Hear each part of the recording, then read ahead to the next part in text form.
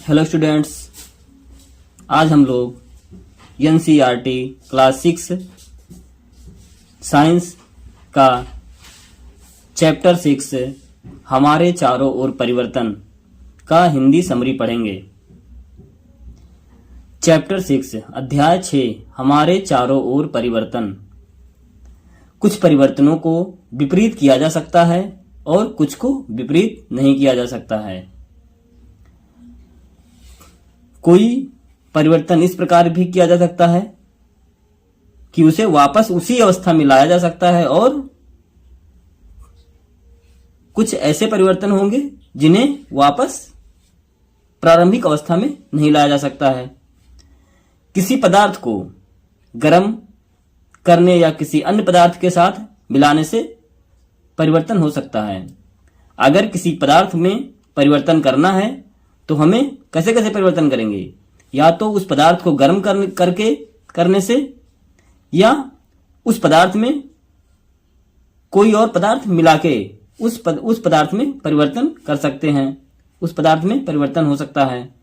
किसी पदार्थ को गर्म करने या किसी अन्य पदार्थ के साथ मिलाने से परिवर्तन हो सकता है। परिवर्तनों के प्रकार। ए, प्रतिवर्ती परिवर्तन। प्रतिवर्ती परिवर्तन कैसा है? एक परिवर्तन जिसमें क्रिया को उलटकर प्रारंभिक पदार्थ वापस प्राप्त किया जा सकता है। उदाहरण, कागज को मोड़ना, चीनी को पानी में घोलना। ये सब कैसे परिवर्तन है? ये प्रतिवर्ती परिवर्तन है, क्योंकि कागज को मोड़ देंगे तो वापस से फिर से सीधा कर सकते हैं, यानी उसे प्रारंभिक अवस्था में वापस लाया जा सकता है। और चीनी को पानी में घोल देंगे, घोलने के बाद अगर उस घोल को हीट करेंगे तो धीरे धीरे पानी वाष्पित हो जाएगा और चीनी प्रारंभिक अवस्था में फिर से आ जाएगा, ठोस अवस्था में आ सकता है। तो ये सब परिवर्तन कैसे हैं? प्रतिवर्ती परिवर्तन है। अपरिवर्तनीय परिवर्तन। अपरिवर्तनीय परिवर्तन कैसे होते हैं? वह परिवर्तन जिसमें क्रिया को उलटकर प्रारंभिक पदार्थ वापस प्राप्त नहीं किया जा सकता है। अपरिवर्तनीय परिवर्तन में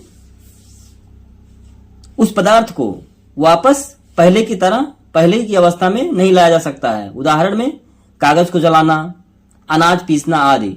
ये सब कैसे परिवर्तन है? अपरिवर्तनीय परिवर्तन है।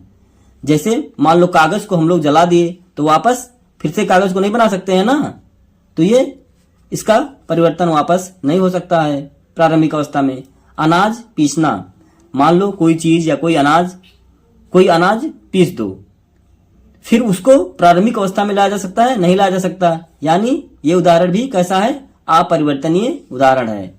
ये सब कैसे उदाहरण है? अपरिवर्तनीय। यानी अपरिवर्तनीय परिवर्तन क्या है? जिसे प्रारंभिक अवस्था में वापस नहीं लाया जा सकता, वे अपरिवर्तनीय परिवर्तन होंगे। सी, भौतिक परिवर्तन। पदार्थ के भौतिक रूप में परिवर्तन, लेकिन रासायनिक स्वरूप में नहीं।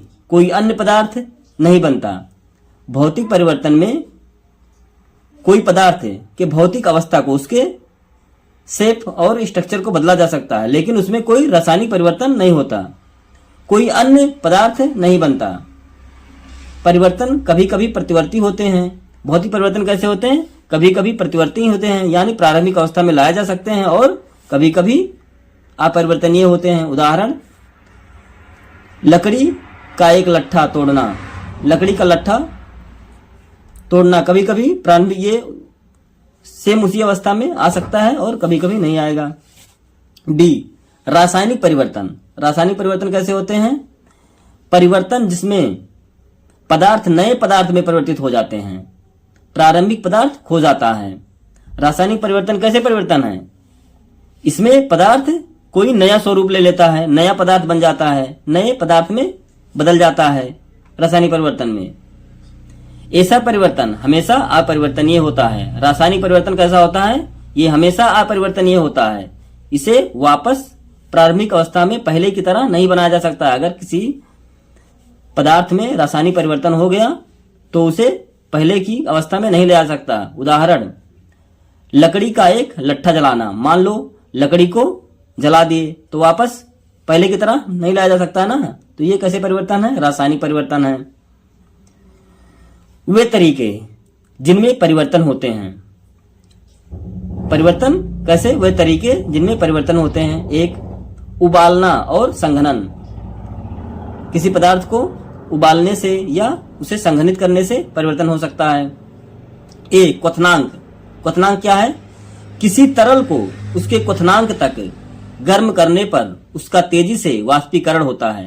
क्वथनांक क्या है? कोई तरल या कोई लिक्विड चीज है, उसे उसके क्वथनांक तक गर्म करेंगे तो वो तेजी से वाष्पित हो जाएगा, भाप बन के उड़ जाएगा। तो क्या हुआ? जिस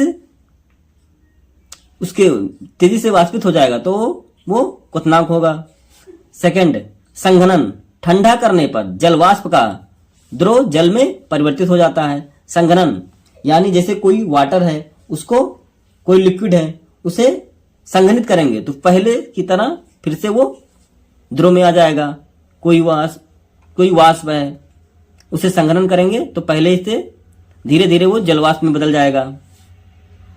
बी, धातु का ताप। वह प्रक्रिया जिसमें धातु को एक